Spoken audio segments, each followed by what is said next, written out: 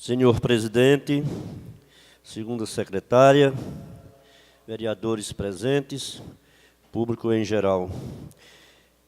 Iniciando aqui meu discurso nesta noite, eu quero fazer um registro que na última quinta-feira em Recife faleceu o pastor Israel Guerra.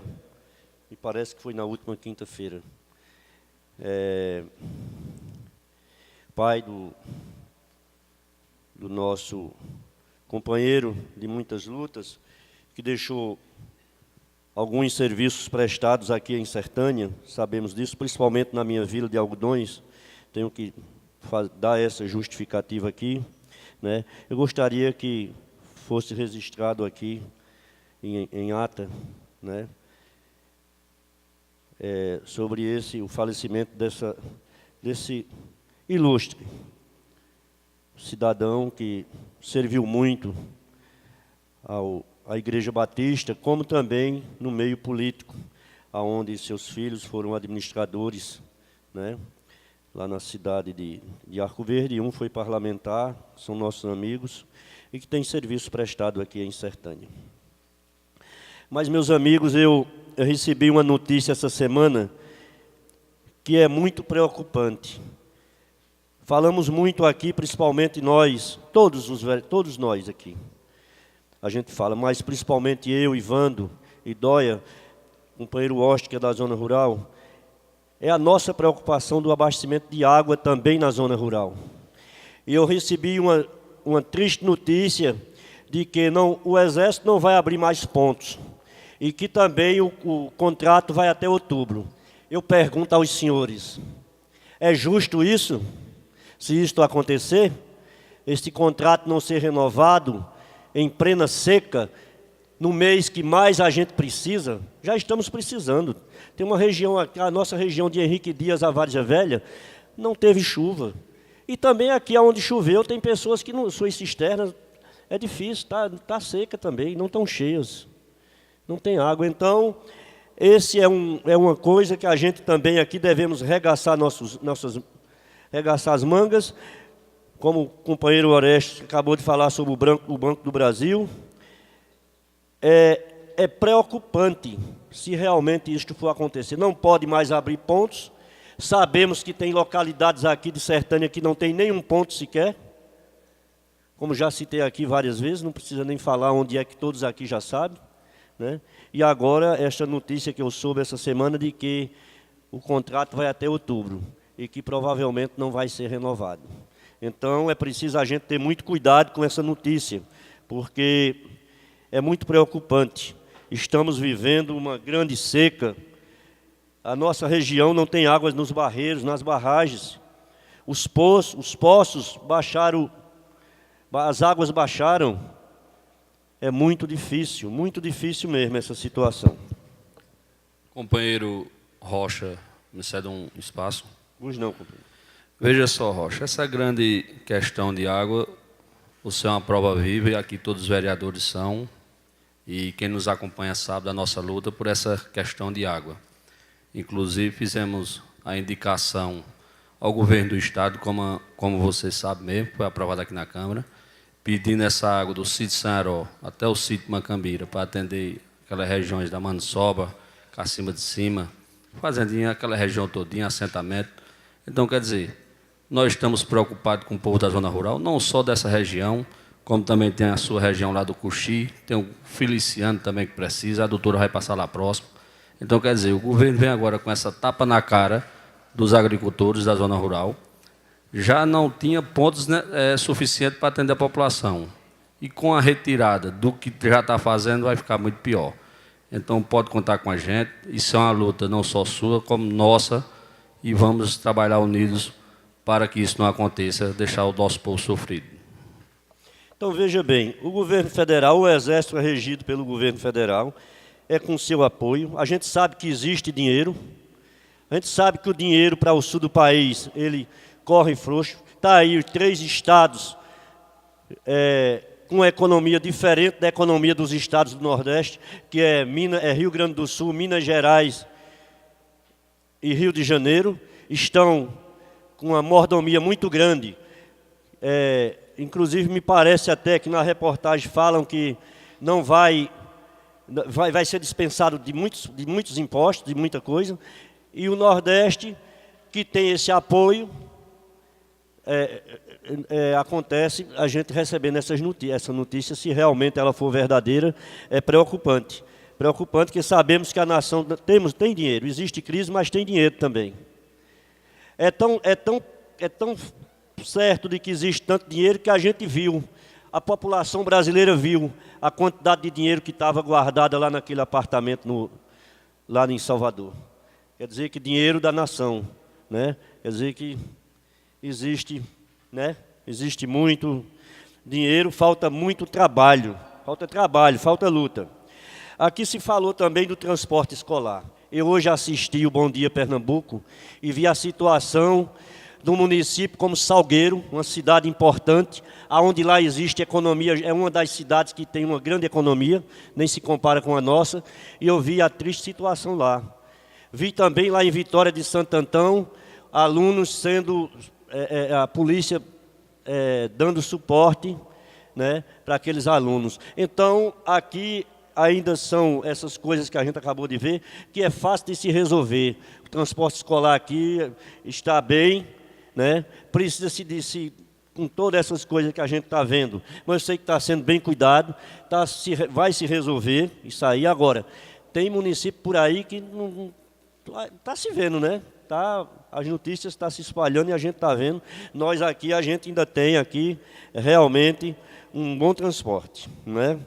Então, minha gente, aqui a gente se falou também da CELP.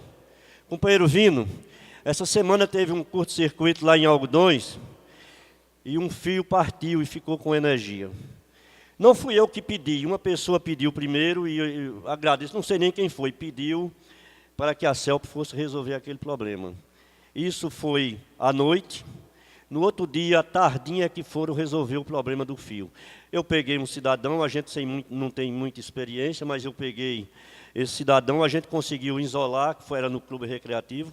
Isolamos, quando eu tinha acabado de fazer aquele serviço, para tirar o perigo que estava de pendurado, aí foi que com pouco tempo chegou a CELP.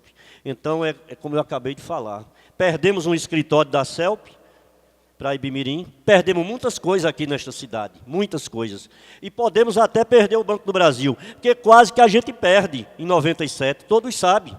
Foi preciso apelar, ir para Brasília, e quase que a gente perde o Banco do Brasil. E agora está aí, como o nobre vereador acabou de falar, a gente precisa de correr atrás, novamente, medir forças, todo mundo, todas as autoridades, para que essa agência volte a funcionar como ela deve funcionar.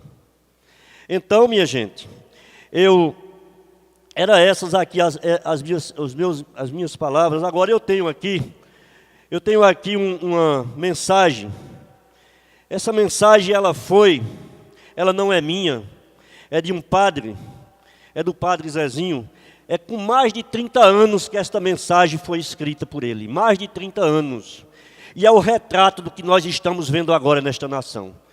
Eu não sei se vai dar tempo eu ler ela toda, mas até onde o tempo me permitir, eu vou tentar deixar aqui esta mensagem, porque através dela eu me eduquei muito politicamente.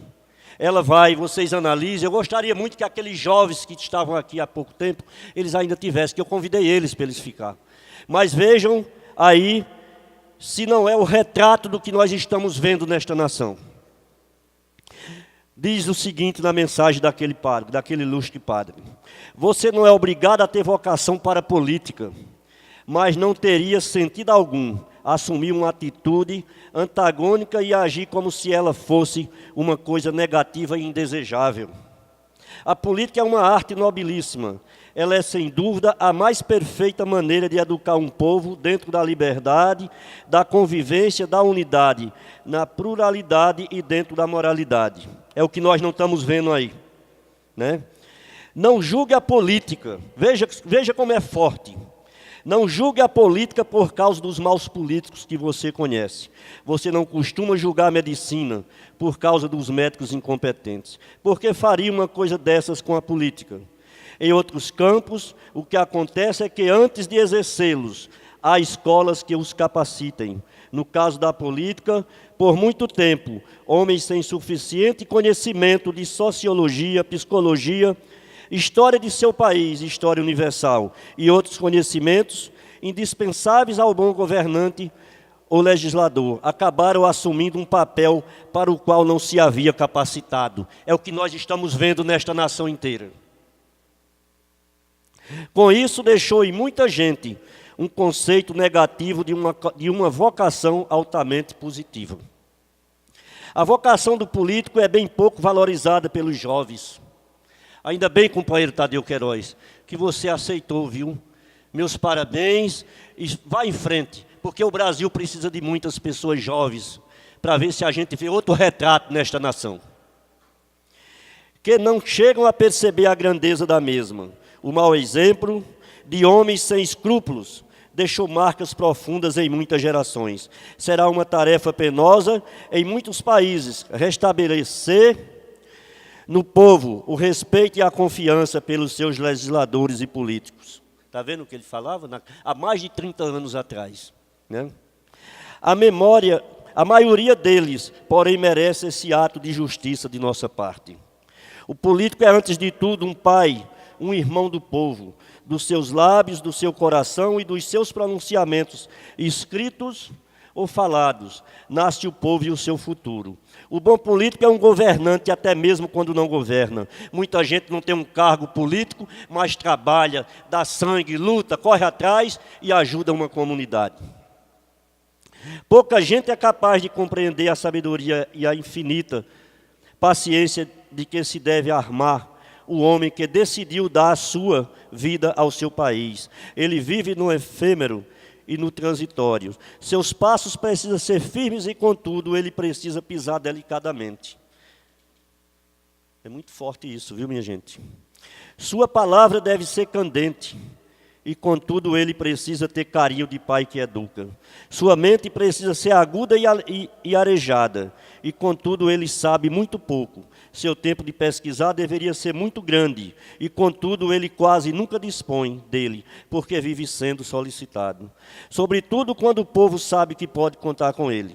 Seus amigos no jogo do poder muitas vezes acabam assumindo atitude totalmente oposta à sua. E há muitíssimos casos em que sua própria vida entra em jogo, quando a liberdade pela qual ele tanto lutou começa a desaparecer. E, contudo, ele precisa ainda ser prudente, porque na ânsia de restaurá-la, ele pode ser agente de injustiça bem maior do que aquela da qual se sente vítima. O político não pode nunca aprovar violência, pois político algum luta com as armas da covardia, os outros sim, mas ele nunca pode se dar o luxo de ser um revoltado. Ele ama sua rebeldia, não é fingida, ele não a esconde, mas traz a luz do dia para que seus amigos e adversários vejam contra quem estão em combate. O bom político odeia a calúnia, a intimidação, o jogo sujo, as detratações e os trunfos que aniquilam. Ele acredita na bondade fundamental da natureza humana e sabe perdoar porque ama o povo. Se vencedor, ele respeita, se derrotado, ele admira, tantas vezes quanto necessário. E vai semear a paz, o respeito, a liberdade e o amor, tantas vezes quanto necessário. O político é um homem livre e capaz de amar, e pronto para a renúncia se lhe falta fé em Deus. Ele aprende a acreditar nos homens se a fé entra em sua vida. Ele assume a vocação de um homem do povo e torna-se pai de 1000 ideias e projetos dignos da gratidão de toda geração. O político é um sacerdote da fraternidade e da dignidade humana. Seu sacerdócio, por ser tremendamente espinhoso e cheio de meandros, precisa ser respeitado. Conclua, por favor. É preciso... Estou terminando. Vou deixar por aqui e depois eu termino. Viu? Muito obrigado.